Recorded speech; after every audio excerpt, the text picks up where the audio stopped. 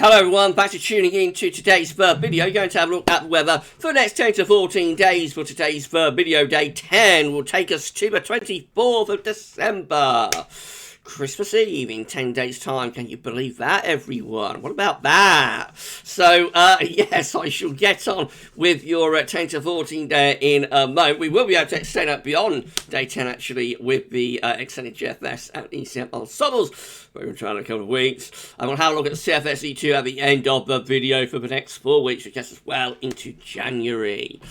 More in a moment. Just to say that the first video release was our 7 AM upload. We've also released the ECMWF 30 days / 42 days / 6 weeks. Look at the UK and the rest of Europe as well. It's a shocker. I won't say any more than that, other than have a look at that one if you'd like to do that. And we'll have a video this evening. I don't know what it'll be. It'll probably be a quick zip through to LZM. Something like that, maybe on Songs Watch, I don't know. It depends what time I've got this evening. But there will be an upload after 7 o'clock tonight. Please like, share, subscribe on the video. Thank you so much, everyone, for doing this. For Gaz, he's got to put on around 35 subscribers now. That's all to get ourselves to 12.9k. When we get to 12.9k, we will start taking people's names for our 13k Amazon prize draw. We're giving away a £30 Amazon voucher for 13k, so £30, 13k, can't be bad, can it? And we shall start taking everybody's name and all that prize draw when we hit 12.9k, and we're only 35 subscribers away from that. So please give us a sub, tell friends and family to subscribe. You can tell your GP if you want, you can tell your doctor to subscribe. If you get an appointment, you can tell your vicar, you can tell your sisters, aunts, wives, brother to subscribe. You can even tell your mother-in-law if you dare to subscribe. But you can watch GavsWeatherVids with your mother-in-law, and that will be lovely for all of you, I'm sure, to be watching GavsWeatherVids with your mother-in-laws. Right, I'm a little bit giddy today. I don't know why. Probably because we're getting close to Christmas. Right, okay, so please give us a sub. Thank you so much for doing that. Right, we better begin our 10 to 14 day event, so we shall turn off the webcam, and we'll have a look at the temperature at 10 HPA over North Pole from latest GFS. So, this is going to forecast next couple of weeks. Current situation, you've got a cold temperature at 10 HPA, with temperature going down to around minus 84 degrees. So that really is quite a cold temperature at 10 HPA. Right, so go through over the next few days. We do see we get a warming occurring over Siberia. There it is just around. It's quite a significant warming as well. By the 20th of December, we're lifting the temperature up to around minus 16 Celsius, something like that, which is very significantly above average. It's not quite a sudden stratospheric warming, not quite reaching that level, but it is a significant warming of the stratosphere that's going on over Siberia there. Around the 20th of December. Meanwhile, over the pole itself, though, we keep these cold temperatures going with both blue and purple colours. Now, this warming continues over Siberia at 22nd of December, loses its intensity a little bit, but nevertheless, still quite a significant warming going on with those green-yellow colours. That's beginning to push the blue and purple colours more towards the Canadian side of the Arctic. So there might be a little bit of a displacement of the polar vortex going on there at its roots in the stratosphere at 10 HPA. Now, we carry on up towards day 10, when you see those green and purple colours, those green and yellow colours continue there over Siberia, so it continues to be really quite significantly warmer than average. Again, not reaching sudden stratospheric warming levels yet, but as we explained, I think it was in Sunday's video, when you get these prolonged periods of warming here over Siberia over several days, that can be a precursor to a sudden stratospheric warming beginning to develop. This is Christmas Eve. We've got the blue and purple colours there over towards Greenland and the North Atlantic side of the Arctic at this point. And then we carry on into the extended range. That warming just sort of fades down a little bit over Siberia, though it is still there. But you'll notice another warming is beginning to take place over eastern parts of America and eastern Canada. Just here. Again, we're well shy of like a sudden stratospheric warming at that point, but it's quite unusual to see warming developing from that side of the Arctic, from the North American side and Atlantic side of the Arctic. It does happen sometimes, but it's quite unusual. Normally, warmings are from Siberia in, rather than America, Canada, and the Atlantic in. But they have happened in the past. And what's going on here is that the two warmings on either side of the pole are kind of stretching the polar vortex at its root. So you see the way we've got this elongation in these blue colours going on from like western Canada towards sort of northern Europe. That's like the polar vortex being pulled and stretched by sort of the duality of the two warmings that's going on, both over Siberia and also beginning to develop over North America as well. So that's not a split of the polar vortex, but it would be like a weakening of the polar vortex and its roots in the stratosphere. And of course, we'll have to wait and see where this warming is going. It may not verify, because that's 2 weeks away. But, you know, it's quite unusual to see warming taking place from that side of the Arctic. So I'll have to go back through the archives and see how many years have had that sort of warming developing from the North Atlantic and from America. I think it might have happened in 1991. January 1991 might have had that. Maybe 1984. December 1984 might have had that as well. But I will go back through the archives and have a look. But anyway, quite interesting developments, you know, in a couple of weeks' time over the stratosphere over the North Pole, or in the stratosphere over the North Pole, and we shall see where that is going. Right, centering temperature, excuse me, centering temperature.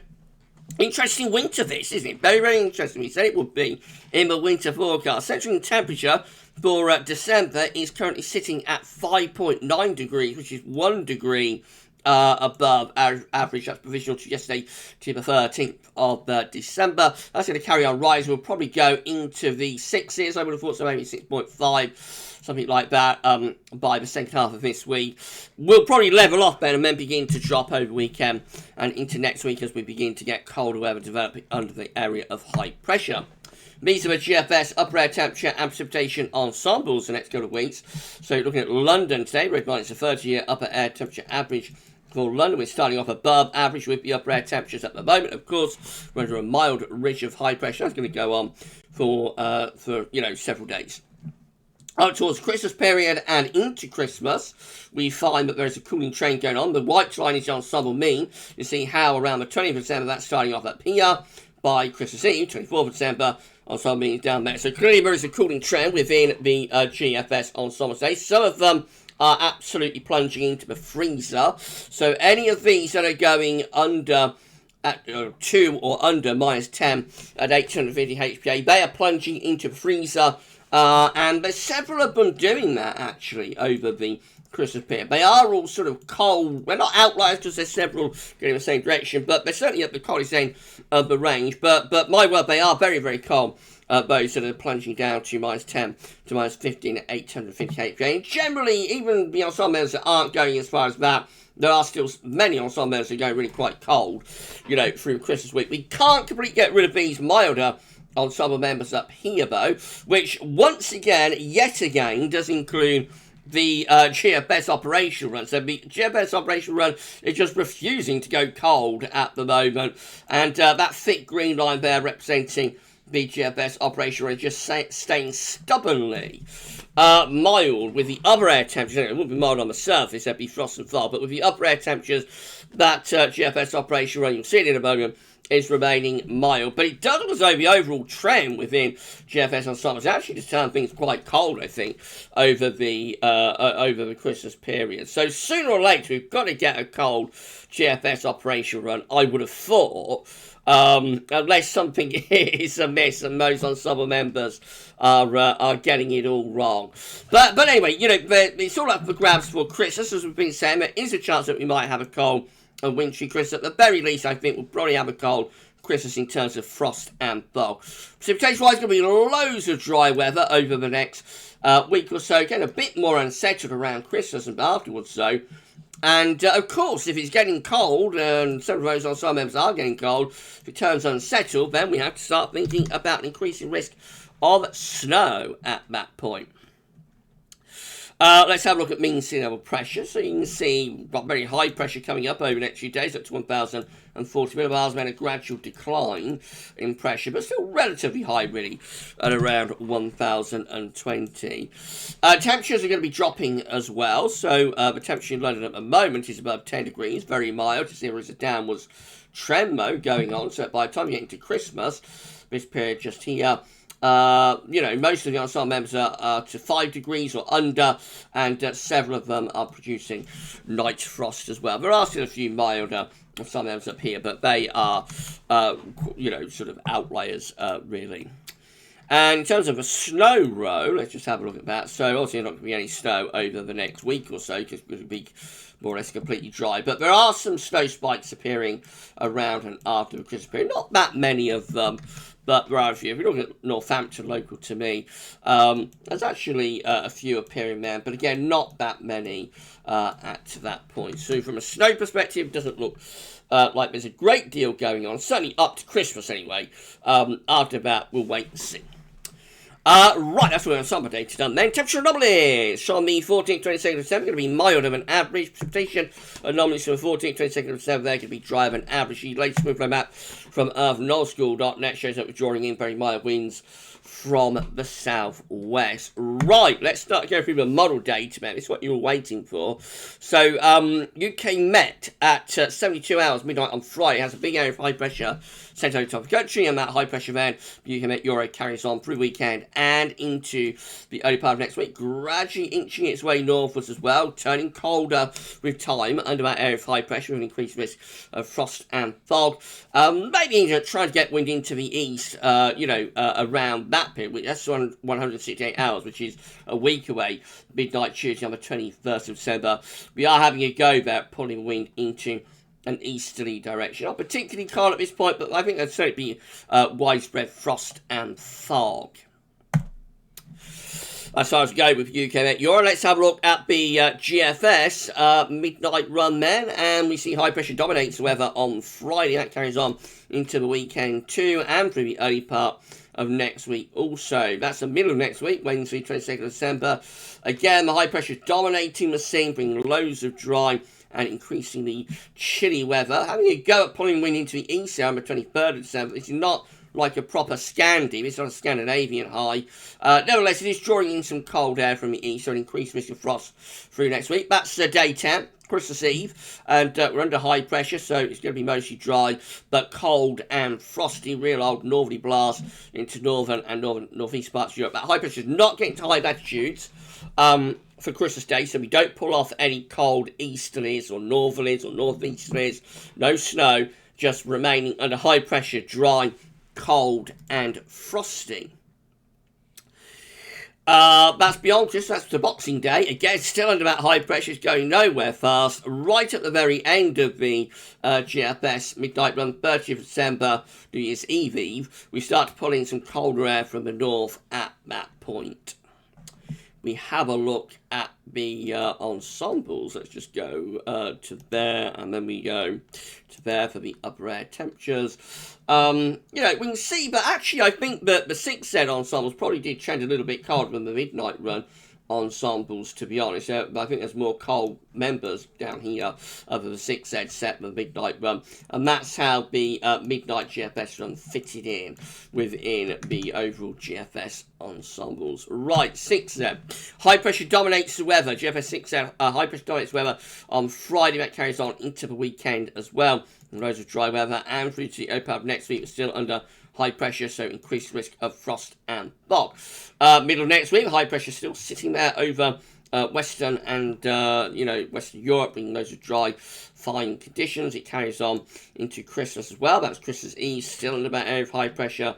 So frosty and fog would be the concern, I think, for Christmas Eve. There's the dew points for 6 a.m. on Christmas Eve morning, widely below freezing. So yes, you would expect at the very least some very frosty weather with that high. That carries on into Christmas Day as well, so a cold Christmas Day with frost and fog, but no snow. We're not getting high pressure, far enough north to pull in easterly winds. Again, though, due to the dew points are below freezing on Christmas Day, so it will be white and crunchy if that comes off from frost. Very seasonal looking, but not snow. High pressure is still there on Boxing Day, and it carries on right way through to the end of the GFS 6Z run, which again gets 30th of December. Still with that high pressure, just sitting there over Western Europe, still dominating. However, if we go back to the ensemble graph, let's have a look at 6Z and just confirm that yes, the thick green line, which is that operation run, was right at the minus end of the range, and there was a shift within the GFS 6Z ensembles compared to the midnight run ensembles to have more of them shifting towards cold weather around and after Christmas. GM, it looks like that high pressure is in the ascendancy on Friday, and that carries on into the weekend and early next week as well. Now look what the GM does with this high pressure through next week. It pushes it northwards, ridges it northwards up towards Greenland and Iceland, and eventually sets up a Scandinavian high combined. So this is like Scandinavian high with a Greenland Iceland high as well. So becoming very blocked with the GM. And this is pulling in, see the difference, this is pulling in much more of an easterly wind. So as we get to day 10 with the GEM, which is midnight on Christmas Eve, look at that chart. Now that would be very, very exciting for Christmas. That's bringing in a long fetch easterly.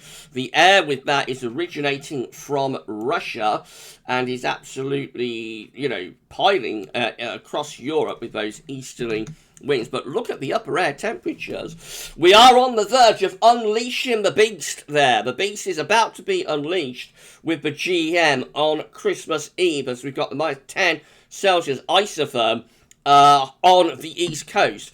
And of course those east winds are going to carry on for several days after that from such a blocked pattern. So those very cold upper air temperatures are only going in one direction, and that direction is from east to west into the UK. So that's a beastly easterly with the GEM for Christmas.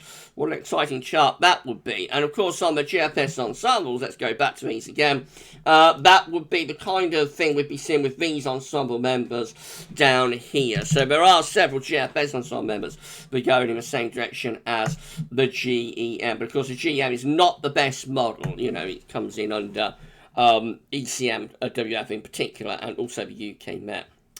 Talking of the ECM, this is the ECMWF midnight run. Again, we're under this big area of high pressure on Friday. If you enjoyed this video, by the way, and I think it's quite an interesting one, please smash the like button and make sure you sub to the channel. Thank you so much, and drop a comment. Let us know what you think. So the high pressure dominates the weather on Saturday also, and into the weekend. So if high pressure is in control of the weather. You get into the middle of next week, high pressure is trying to ridge up towards Scandinavia, but not quite pulling it off. So just dry frost and fog through the course of next week.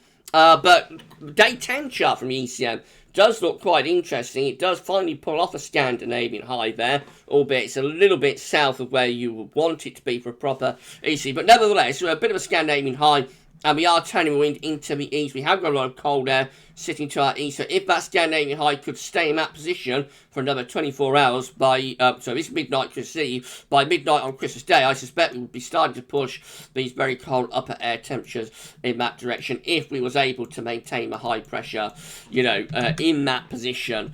If we could do that for like another 24 hours, we would start bringing some very cold air from the east. And with those very cold upper air temperatures, increased risk of snow showers, of course, onto the east coast. This is a precipitation forecast based on that ECM run from tameteo.com. So, I mean, we'll rattle through this so quick because it's going to be high pressure dominated virtually from beginning to end. So, there's hardly any precipitation to be seen. Just by Christmas Eve, some wet weather moving into far west Scotland and Ireland.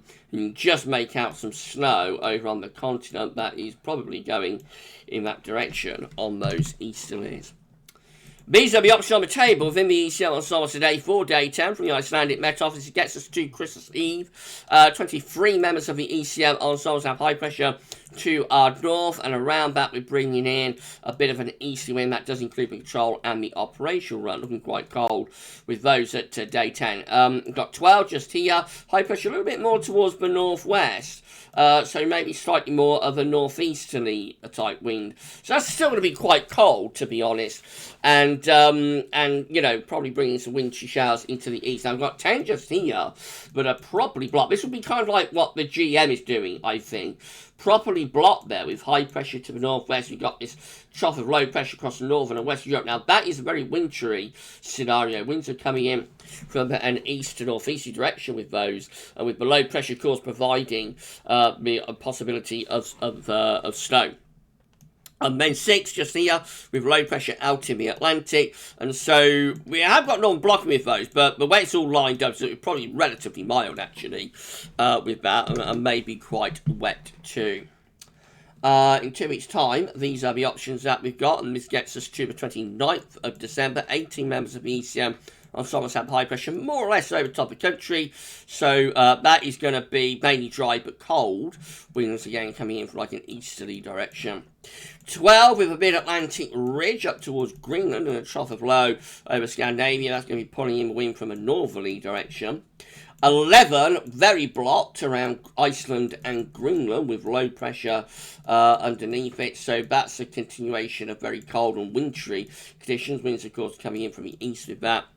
And then 10 turning us milder, the blocking is reducing up here, and we've got low pressure in off the Atlantic, so that's turning things milder for the new year. There are a range of options for Christmas and up towards the new year, but generally most of them seem to look pretty cold. And then finally the CFS-C2, these are 500 millibar heights, break it down into week periods. The first week period is going to take from the 14th to 20th of December. The coming week is dominated by high pressure, so it will be mainly dry.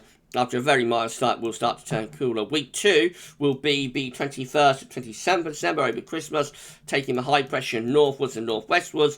Trough of low pressure in across northern Europe. Winds are in from an east to northeast direction. That looks cold and potentially wintry, especially for more southern and eastern areas. Week 3 is going to be the 28th of December to the 3rd of January. Again, with this mid-Atlantic ridge up towards Greenland, idea low pressure across most parts of Europe. Big trough of low pressure covering Europe. Winds again in from an east to northeast direction. Jet stream going to be down there somewhere. So that continues some really cold weather probably into the new year. And then week 4 is the 4th through to the 10th of January. This looks like a prolonged cold spell with the CFS, and we have a mid-Atlantic ridge up towards Greenland. Low pressure again across much of northern and also central Europe, and again you expect wind to be in from a north or northeast direction. First half of January looking pretty cold there, I think, with CFS. Week 1 temperature anomalies, 14th, 20%, they're milder than average, but look how mild Europe is as well in week 1. Very, very mild across nearly all parts of Europe. It doesn't extend into UK and Ireland. Much of North America also very mild, but look at the change as we get into week 2, which is the 21st of December, 27th. Europe suddenly plunging into the freezer, going much colder across most parts of Europe. That extending into the UK. North America, though, still looking very, very mild. Week 3, also looking really cold. This is 28th of December, 3rd of January. Again, UK and Ireland very cold. Europe absolutely into the freezer. In those blue colours, that's temperature rise of 3 degrees or more below average across most parts of Europe. That's bitterly cold. And that very cold air is getting into the UK and Ireland as well. Meanwhile, over in America, it continues to look really mild there. And then week 4, which is the 4th through to the 10th of January. Looks like that, colder than average still. UK and Ireland and most parts of Europe, maybe not quite as intense, but still colder than average there. And again, most parts of Eastern America anyway, looking very mild. So this is a flip on what we normally expect, which is cold into America. And Europe, and particularly Western Europe, are mild. But this is a bit of flip on what normally happens. So interesting times ahead, and could be a very cold start to January and 2022, if that's right. Right, that's it there. That's an interesting video, wasn't it? If you enjoyed the video, please smash the like button. Make sure you subscribe to our channel. Thank you so much for doing that. Drop a comment, let us know anything about this and all of our videos. And don't forget to tell your friends, family, and associates to subscribe to GavsWeatherVids, so you can all watch together as the plot thickens about this chance of a cold Christmas and even into January. Wonder what's going to happen next. Right, so got to put on 35 subscribers to get 12.9k. Please help to get us there. Thank you so much. We're going to be back after 7 p.m. with a much shorter video. It's been quite a long video, I think, but there has been a lot to discuss. It's 25 minutes. But we're going to be back after 7 p.m. with a shorter video, only around 10 minutes. And we'll either sit through the GFS ensembles or more likely just have a look at the 12Z and whatnot. So it's going to be an interesting video coming up this evening to see whether, particularly whether GFS operations have finally stopped being the Grinch about this Christmas and started to look a bit colder. We'll find out this evening. Right, that's it for this video. Then just say what's coming tomorrow, 7 a.m. Upload. We will have the USA forecast, I think, tomorrow, and a 10 to 14 day as well. There'll probably be something in the evening. Oh yeah, Christmas update, of course. Only Christmas update will be tomorrow evening, probably. So I shall see you later on for our 4th video. But for this one, that's all for now, and thanks for watching.